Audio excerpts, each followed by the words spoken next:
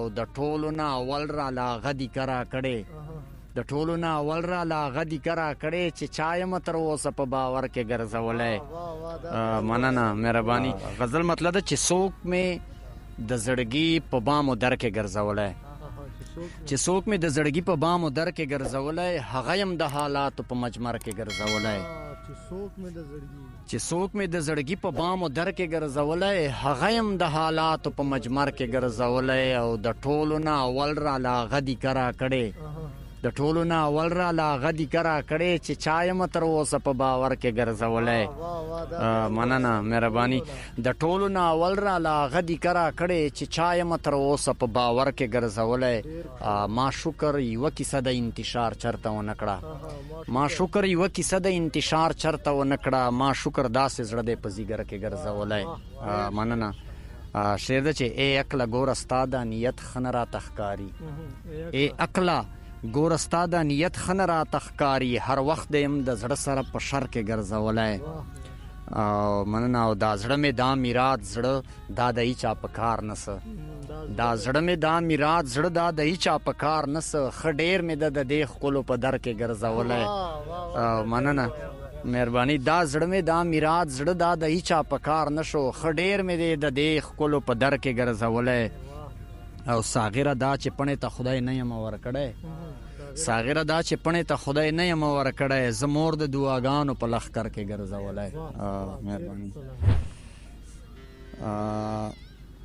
بل غزل شعرونه دي چې ما ته فطرت را کړی دی د الفتونو مزاج، ما ته فطرت را کړی دی د الفتونو مزاج، زما بیخي نه دی اشنا د نفرتونو مزاج. او کله د شاتو نه خوږ او کله د زهرو نه تریخ، کله د شاتو نه خوږ او کله د زهرو نه تریخ، دا ته بدلیږي که نه دا د وختونو مزاج. مهرباني. بل شعر ده چې زه د حیا غصه خفګان درې واړه پیژنم، زه د حیا غصه خفګان درې واړه پیژنم، ستا په رخسار مې مطالعه کړو د رنګونو مزاج. ما درته ګل وویل زیړ شوې او زپاڼه شولې، ما درته ګل وویل زیړ شوې او زپاڼه شولې، زه اوس منم چې نازک وي د ګلونو مزاج. مننه. ما درته ګل وویل زیړ شوې او زپاڼه شولې، زه اوس منم چې نازک وي د ګلونو مزاج. او چې را پریوزي نو په کور د چا غریب پریوزي، چې را پریوزي نو په کور د چا غریب پریوزي، اوس خو اسمان کړلو بدل د تندرونو مزاج. مننه. اوس هم چې کله راشي ستا په کوڅه پښه ونیسي، اوس هم چې کله راشي ستا په کوڅه پښه ونیسي، وخت بدل نه کړو د ساغر د ارمانونو مزاج. وایي ته چې لار باندې د زاڼې غوندې زانګې، ته چې لار باندې د زاڼې غوندې زانګې، در پسې د خلکو زړونه کوي چانګې. او پتلو تلو کې داسې غم دې راته جوړ کړو، اوس دې غواړي رانه زړه د ګلو څانګې. او ته فنا شوې سترګو رپ کې د نظر نه، خو په زړه دې راله جوړې کړې مرانګې. وایم دا به د بختونو شهزاده وي، په نصیب چې وي ستا د حسن وړانګې. او د ځوانۍ بهار دې ټول ستا په نصیب شي، خو په ما باندې دې چې اوسي زرڅانګې. د ځوانۍ بهار دې ټول ستا په نصیب شي، خو په ما باندې دې څه وشي زرڅانګې. او د ساغر زړګي کار به راته ګورې، ته چې دغسې په ښکلو پسې دانګې. د ساغر زړګي کار به راته ګورې، ته چې دغسې په ښکلو پسې دانګې.